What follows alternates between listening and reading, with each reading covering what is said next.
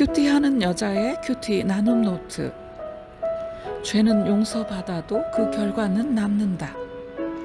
하나님께서 중병에 걸려있는 히스기야 왕에게 이제 죽음을 준비하라 말씀하셨습니다. 여호와의 말씀이 너는 짐을 정리하라. 내가 죽고 살지 못하리라. 죽음은 멀리 있지 않고 우리 삶 가운데 있습니다.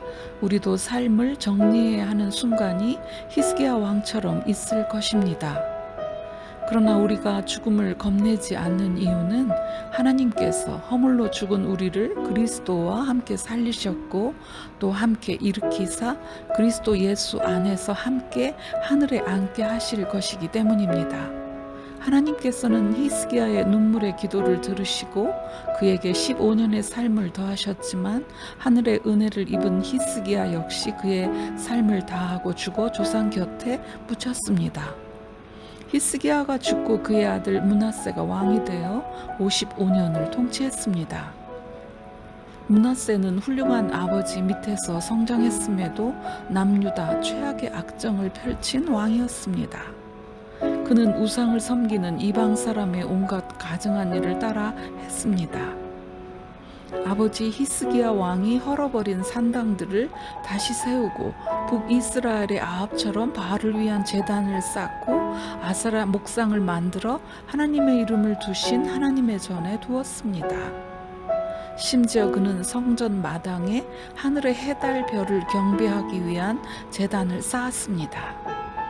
하나님께서 다윗과 솔로몬에게 예루살렘과 성전에 내 이름을 영원히 두리라 하셨는데 므낫세 왕은 하나님의 이름이 있는 성전에 우상을 드리며 하나님의 이름을 모독했습니다. 므낫세 왕은 그의 할아버지 아하스 왕처럼 그의 아들들을 불에 태워 이방 신에게 제물로 바쳤습니다.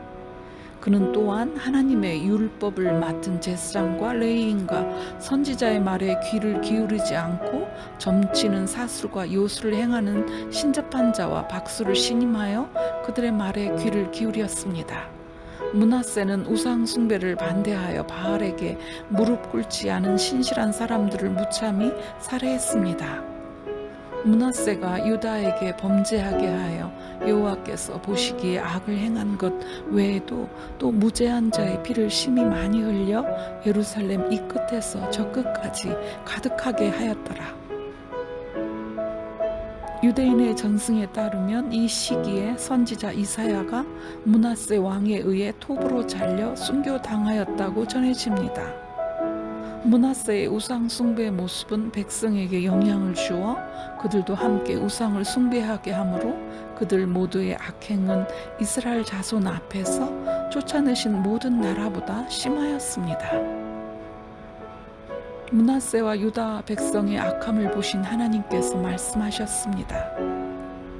내가 나의 기업에서 남은 자들을 버려 그들의 원수의 손에 넘긴즉 그들이 모든 원수에게 노략거리와 겁탈거리가 되리니.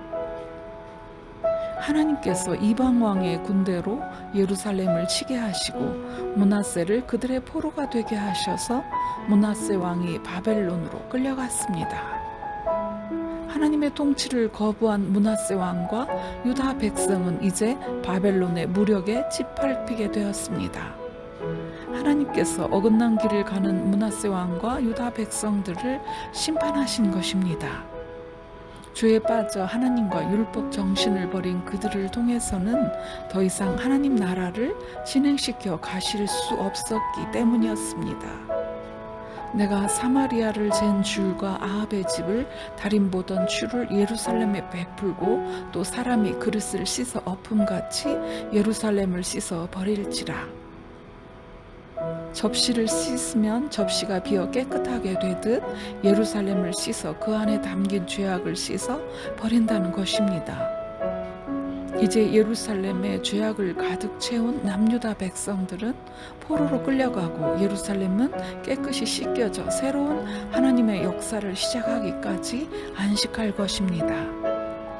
하나님의 이 심판은 이스라엘과 예루살렘을 파괴하기 위해서가 아니라 정결하게 하여 새로운 시작을 하시기 위해서입니다.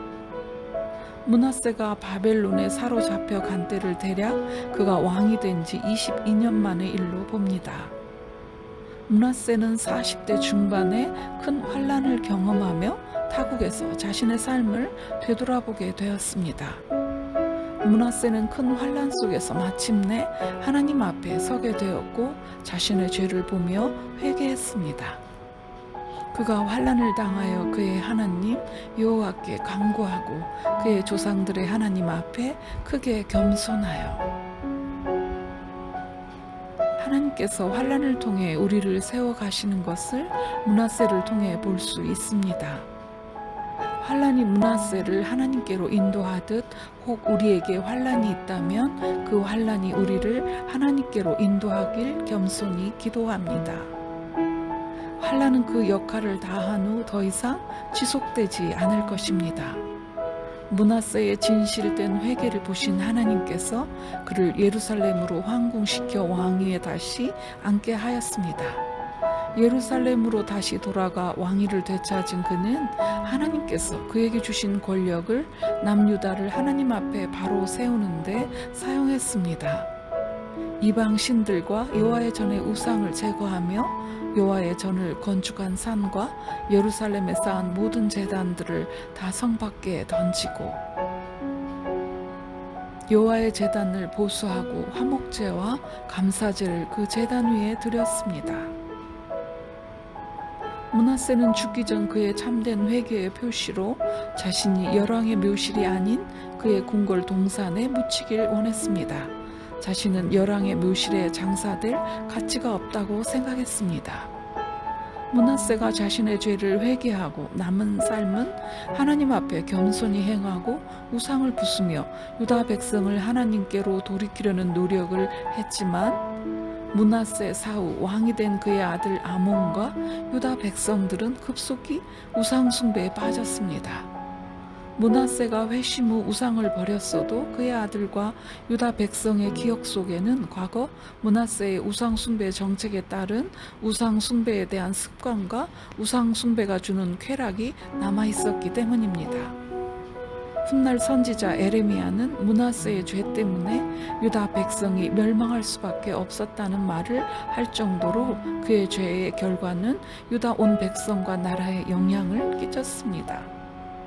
유다 왕 히스기야의 아들 므낫세가 예루살렘에 행한 것으로 말미암아 내가 그들을 세계 여러 민족 가운데에 흩으리라.